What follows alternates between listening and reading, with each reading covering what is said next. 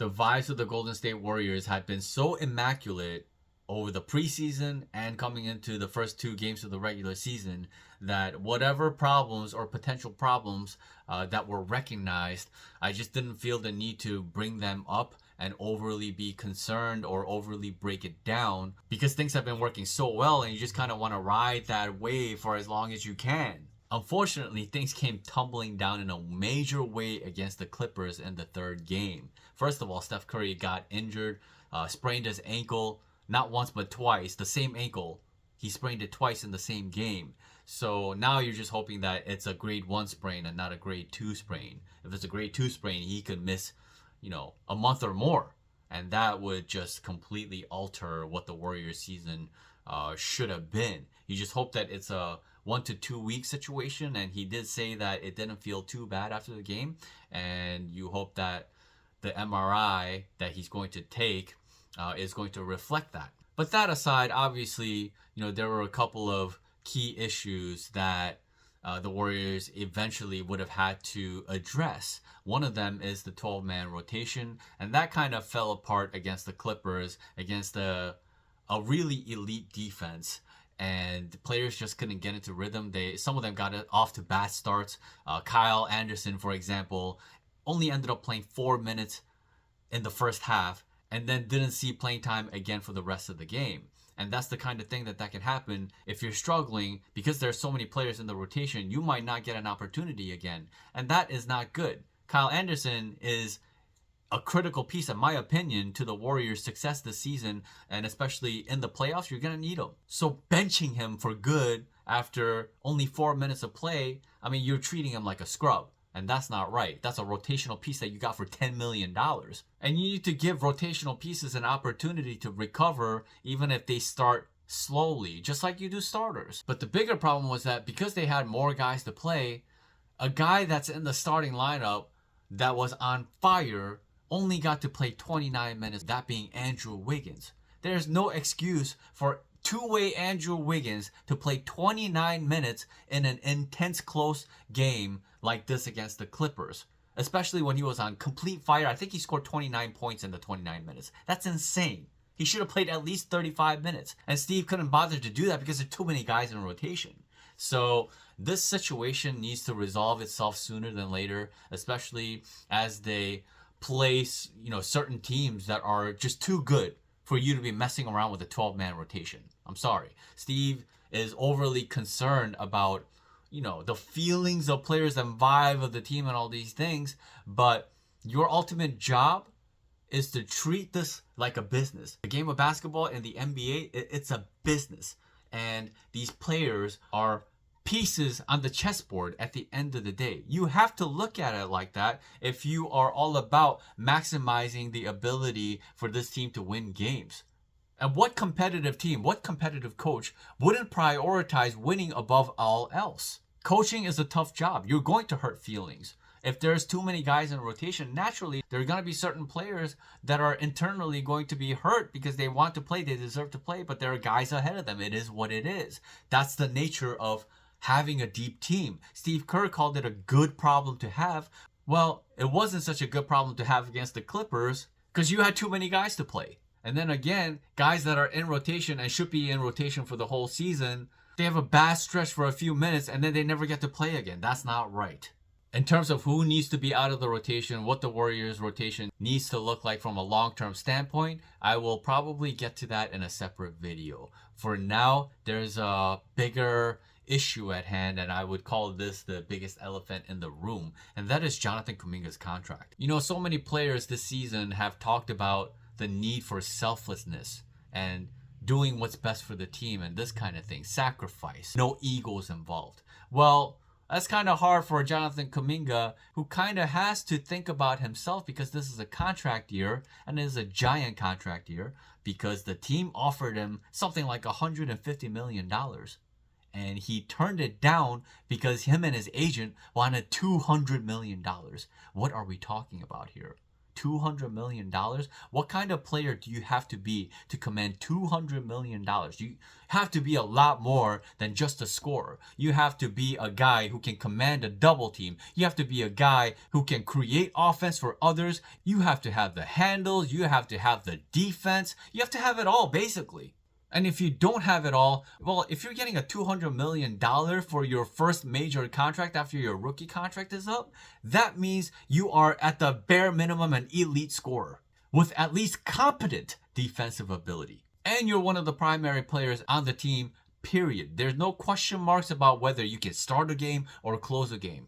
And unfortunately for Kuminga right now, the situation that he's in, and a lot of people think that he's pressing because of the situation. He needs to get his points up because that's going to determine his contractual value when the season is up. But that is not conducive to what's best for the team.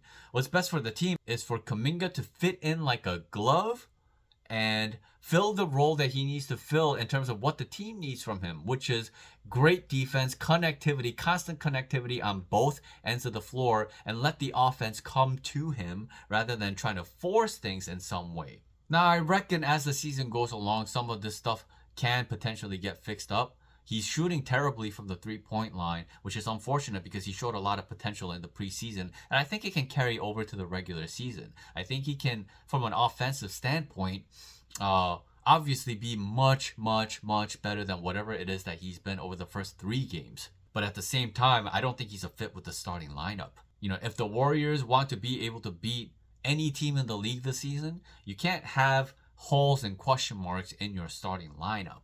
Especially when you claim that you're 13 deep, and you are 13 deep. The thing about Kuminga is that I can make the case that he's 2 of their worst defenders that are in rotation. From a connectivity standpoint, from a consistency standpoint, from a help standpoint, from a rebounding standpoint, from an individual one-on-one standpoint, from a recovery standpoint. And you know me, I'm talking about it now, but my next video will be a Jonathan Kuminga film breakdown. I will show you what I'm talking about and what my concerns are. And I have covered this guy extensively for the last 3 years. And coming into this season, I truly wanted him to be in the starting lineup so that there is no headache, so that he and Wiggins can coexist, and that they would be very dynamic as a super athletic wing duo that can do so much damage from a defensive standpoint. Unfortunately for Kuminga, he lacks anticipatory ability from a defensive standpoint. He's a reactionary defender. Like, he has to watch something happen first rather than being steps ahead, knowing what's to come and taking preemptive actions and being able to anticipate when a shot is going to go up, being able to time shots for blocks, being able to steal the ball consistently, looking to box out. These are the things that help you become a winner. And then he pretty much just has to let the offense come to him rather than feeling like, oh, I gotta get going. That's not a team mentality. That's a I gotta get mine mentality. And there's really nobody else on the team right now that has that kind of mindset. They don't need to have that because everybody has the same goal in mind, which is to do what is best for the team. I want you to consider this. Last season, in the final 11 games, Kuminga ended up getting hurt for an extended period of time. And so they plugged in Trace, and they played a big lineup of Steph Curry, Klay Thompson, Andrew Wiggins, Draymond, and Trace, and they were incredible. Their net rating was 28 in the 11 games that Trace started and played in that lineup. Their defense was ridiculous, and it was completely connected, and they were 9-2 in those final 11 games. And they could have potentially been 10-1 had Steve Kerr not sat out Trace in one of the final games against the Pelicans. He even admitted that he should have played Trace more because he made a huge impact going into the fourth quarter. God knows why Steve Kerr decided to go away from Trace. He has a tendency to go away from defensive players when hits the fan, like he did against the Clippers. He went with a 4-guard lineup, for crying out loud, to start the fourth quarter with Draymond at center. Meanwhile, the Clippers have 7-footer Zubats and just an overall bigger team. They had Moses Moody playing power forward. This is last season all over again. Where was Andrew Wiggins? I understand that Trace had a tough time against Zubats, but where was Trace? I don't mind that Looney ended up closing the game because he was incredible. But Trace should have played some minutes in the fourth quarter to help their defense be better connected. And this stuff just wasn't happening. So the combination of Steph Curry, Wiggins, Draymond, Trace, and then they added Klay Thompson, and it was incredible. So My thought process is that the starting lineup could thrive if they replaced Kuminga with either Melton, Paz, or even Healed, because it will give them more shooting, it will give them more spacing, their defense will be well protected through Wiggins, Draymond, and Trace, and they could be a two-way monster starting lineup, whoever out of those three that you choose. The starting lineup legitimately needs another ball handler and playmaker and creator other than Steph Curry because of the type of offense that they play. They don't play heliocentric. They don't play a bunch of pick and rolls for Steph. He's off the ball a bunch of times, which means there have to be other facilitators on the team. And Melton is capable of doing that. Potts is capable of doing that. And Hield is capable of doing that. This way, their offense will flow better with better balance, while their defense will be more connected, especially if they decide to go with Melton. Also, given what I said about the net rating of the lineup last season versus what the starting lineup looks like right now, I mean, they've just been getting out to awful starts. And it got a little bit better against the Clippers, but if they just replaced Kuminga with a different guy in the starting lineup, they would be better. I'm sorry, they just would be. I wish I could say something different, but Kuminga is just not the type of consistent player that he needs to be in his fourth year. It's time to stop babying him and be completely truthful about what he is and what he isn't. Because of the inconsistencies of Kuminga, it's hard to close games with him, and it's hard to expect him to close games for the Warriors come playoffs. They have better players in rotation that could finish a game over him. And if that's the case, if he's not going to be good enough to close in the playoffs, and I pretty much guarantee that he won't be. He can barely handle the pressures of closing situations in the regular season. You think he can handle it in a playoff scenario against the most elite teams? I'm sorry, that's delusion. Based on what I've seen from him this season so far, it's enough to tell me what's to come by the playoffs. And if he's questionable to start for this team because he can't fit better and he's not going to be good enough to close most games, what exactly is his fit with this team? He's going to command $200 million to what? Be an explosive scorer off the bench? That doesn't make any sense. The guy needs to earn his money. He turned down $150 million. The guy is truly betting on himself, and I think the only way he has any shot in hell of making that kind of money is if he gets on another team and gets all the opportunities in the world as whatever team he goes to's primary option. You know, you think about the Knicks and how they sent off RJ Barrett and Emmanuel Quickley to the Raptors, and now look at them. See, now they have the proper opportunity to, be their young selves, have this opportunity to become permanent starters in the league and show what you can do with a full opportunity with a whole bunch of minutes. And I think Kuminga also needs to be in that situation, because I think for him, the money, the bag that he needs to get this offseason is way more important to him than him trying to help the team win a title and doing whatever it takes to do that, regardless of whether he gets this stat or that stat. And the thing about getting contract is that it's largely about the stats. Look, man, the Warriors have sacrificed so much in order to keep Kuminga on this roster over the years. For 2 straight years, OG Anunoby was on the table, and the Warriors were unwilling to offer Kuminga in order to get him. Are you serious?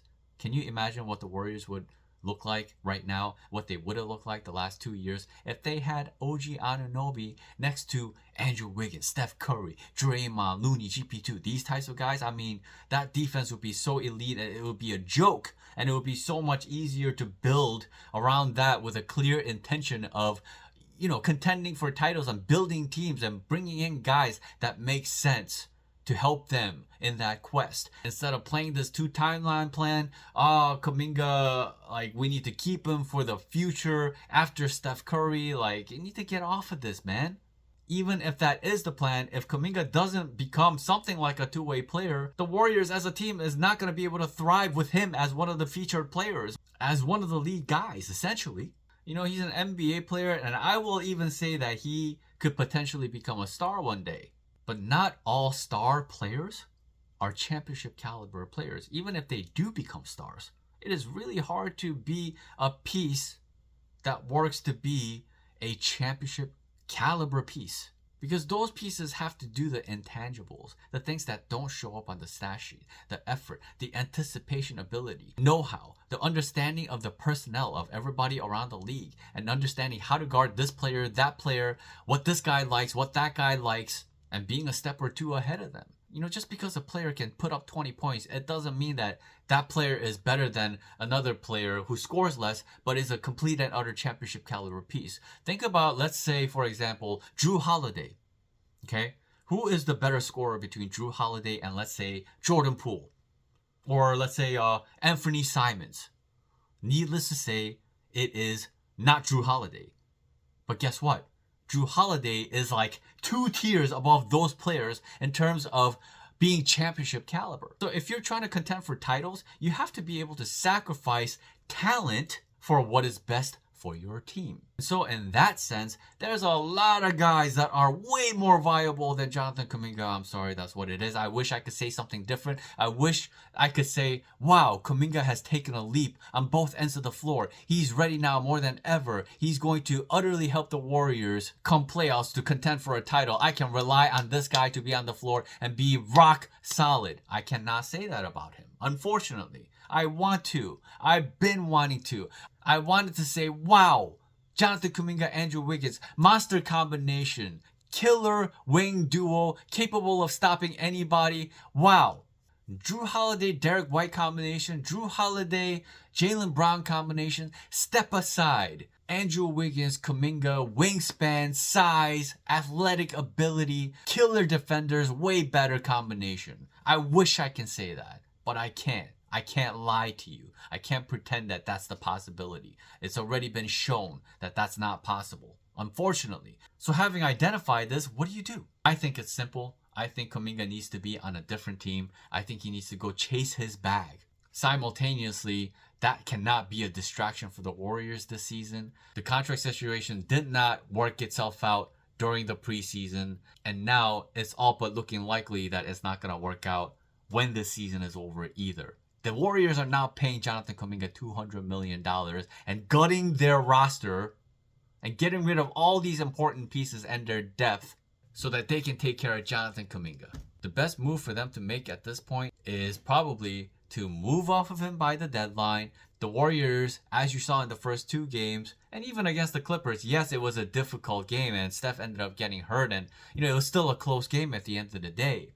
Imagine if they bolstered that situation with that secondary type player, super legit two-way kind of player to replace Kuminga in the starting lineup. If they can do something like that and add somebody, within their bench depth, add a player or two, incentivize further to bring in that viable piece right now with the depth that they'll still have. If anything, they can bring Lindy Waters into the equation if they do something like that, because he is a really sharp shooter that is ready to contribute to the Warriors right now. You need to consolidate this 12, 13-man rotation situation. Ideally, you want a couple of those players kind of rolled into one for the playoffs. You know what I'm saying?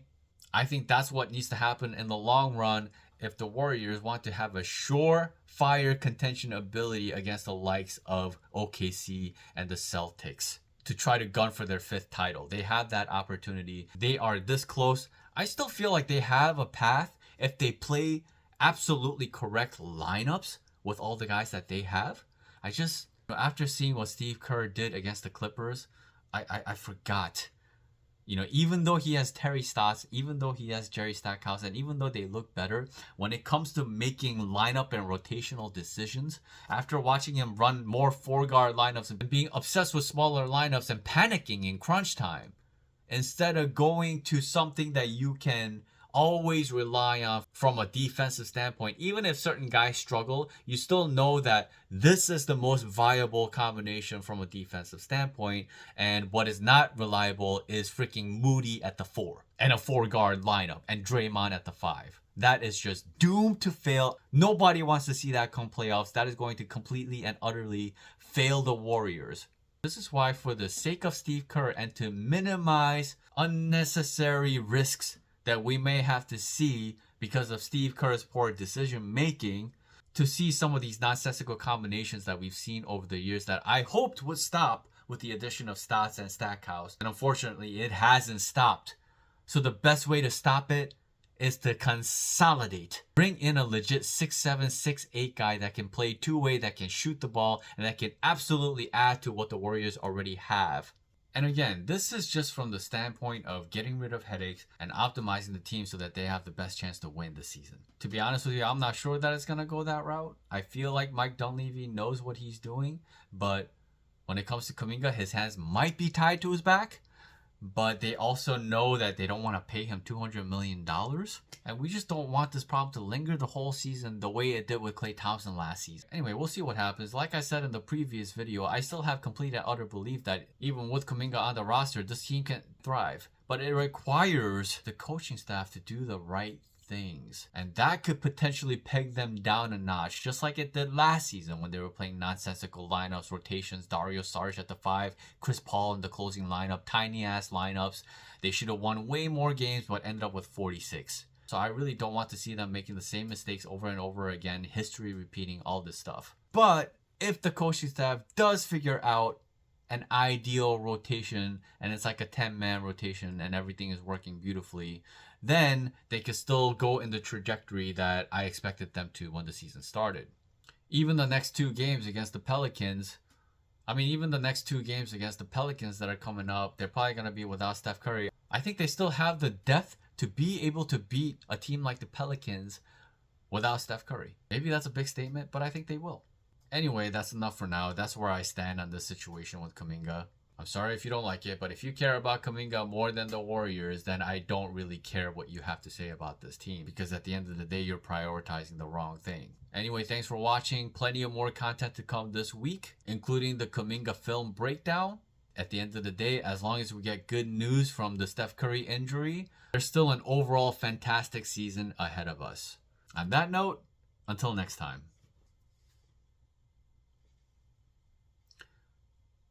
There's still